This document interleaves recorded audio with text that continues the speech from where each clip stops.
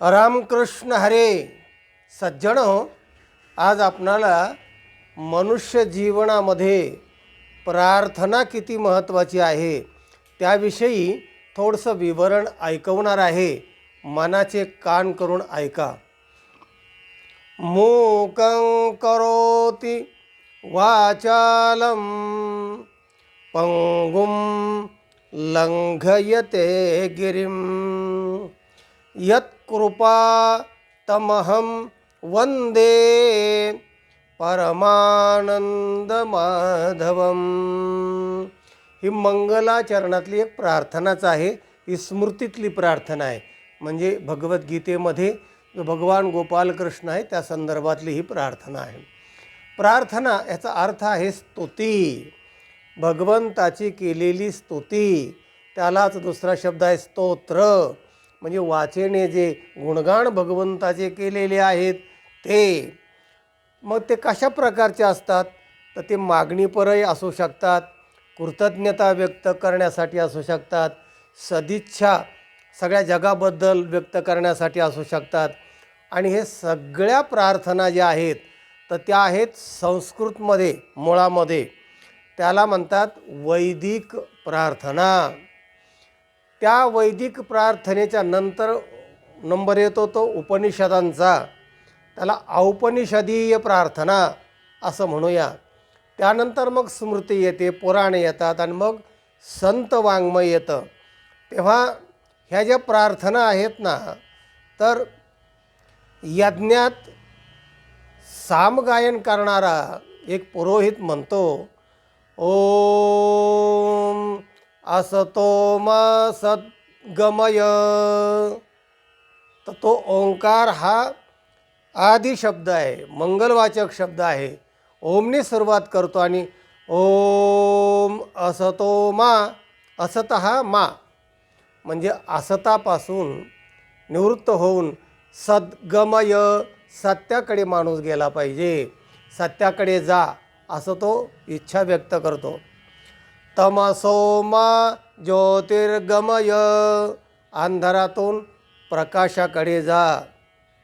मृत्योर्मा अमृतंगमय, मृत्यूकडून अमृतत्वाकडे जा. कारण म्हणजे आत्मज्ञान ओळखा आणि तसं व्हा. अमृतंगमय हे बृहदारण्यकोपनिषदामध्ये ही प्रार्थना आलेली आहे. आणि दुसरी एक प्रार्थना अशीच आलेली आहे वैदिक याच्यामध्ये, औपनिषदीय प्रार्थना. ओम सहनाववतु सहनौ भुनक्तु सह वीर्यं करवावहै तेजस्विनावधीतमस्तु मा विद्विषावहै. ओम शांती शांती शांती. अशी सुरुवात आणि शेवट तिचा असा असतो. आता संतापर्यंत ज्या प्रार्थना आलेल्या आहेत तर ती सगळ्यात आवडती प्रार्थना जी की ज्ञानेश्वर माऊलीने प्रार्थना केलेली आहे. आता विश्वात्मके देवे येणे वाग्यज्ञ तोषावे तोषो निमजद्यावे पसाय दान हे. कोणतं पसाय दान?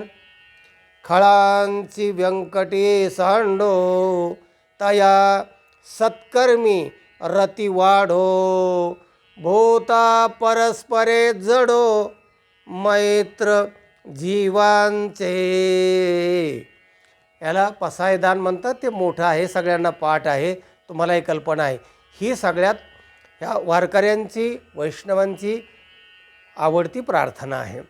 आणि ह्या सगळ्या प्रार्थना संस्कृतमधून सुरुवात होऊन थेट संत वाङ्मयापर्यंत आलेल्या आहेत, प्राकृत भाषेमध्ये आलेल्या आहेत. मग ते ओव्याच्या रूपाने आले असतील, अभंगाच्या रूपाने आले असतील, छंदोबद्ध असतील. पण भगवंताला सगळ्याच भाषा कळतात. जरी तुम्हाला अभंग रूपी प्रार्थना म्हणता आली नाही, ओव्या म्हणता आल्या नाही, छंदोबद्ध तालास्वरात म्हणता आलं नाही, संस्कृत तर अवघडच आहे, तेही तुम्हाला येत नसेल, तर एक प्रार्थना मात्र सगळ्यांनी म्हटलीच पाहिजे, चकार घालून सांगतो आहे. आणि ती साधे सोप्या मराठी भाषेमध्ये आहे. देवाला आवडणारी प्रार्थना, देवाबद्दल कृतज्ञता व्यक्त केलेली रोजची प्रार्थना, फार सोपी आणि सर्वात महत्त्वाची. ती प्रार्थना काय आहे? देवा, आतापर्यंत तुझ्या कृपेने मी जगलो, धन्यवाद. पहिले एक वाक्य झालं. झोपतो, सकाळी जिवंत उठू दे. झोपतांची एवढेच वाक्य, 2 वाक्य. जिवंत उठल्यावर काय म्हणायचं? देवा, जिवंत उठल्याबद्दल तुझे मनस्वी आभार. संध्याकाळपर्यंत जगू दे, तुझं नामस्मरण करीन, सत्कर्म करीन आणि नेहमी चांगल्या कामामध्ये रत राहील. अशा प्रकारची भावना व्यक्त करणं आणि संध्याकाळपर्यंत जर आपण जगलो तर पुन्हा संध्याकाळी तीच प्रार्थना. किती सोपी आहे. आता तुम्ही हे रेकॉर्ड ऐकतच आहात, हे रेकॉर्डिंग होतं, तुम्ही लिहून घ्या आणि हे जरा वाक्य 2-4 पाठ करा. सोपी प्रार्थना आहे, भगवंताला आवडणारी आहे आणि भगवंताबद्दल कृतज्ञता व्यक्त करणारी आहे. कारण दिले इंद्रिय, हात पाय कान, डोळे मुख बोलाया वचन, हे सगळं त्याने दिलेलं आहे. श्वास दिलेले आहेत. किती 100 वर्ष श्वासोश्वास चालू राहतात. आणि म्हणून प्रार्थनेचं आता मी वाक्य उच्चारले ना, की देवा झोपतो, सकाळी जिवंत उठू दे. म्हणजे झोपलो तरी आपले हे श्वास चालूच राहतात. ही कसली कृपा आहे? यालाच ईश कृपा म्हणतात. आणि म्हणून ईश प्रार्थना जी आत्ता सांगितली ती सर्वांनी मात्र म्हणण्याचा प्रयत्न करा. तुमचं जीवन आनंदमय मंगलमय झाल्याशिवाय राहणार नाही. हा व्हिडिओ इतरांना पाठवा, लाईक करा. ज्यांनी चॅनलला सबस्क्राईब केलं नाही त्यांनी जरूर सबस्क्राईब करा. ज्ञान ऐकत रहा, वाटीत रहा, आनंदी रहा. रामकृष्ण हरी.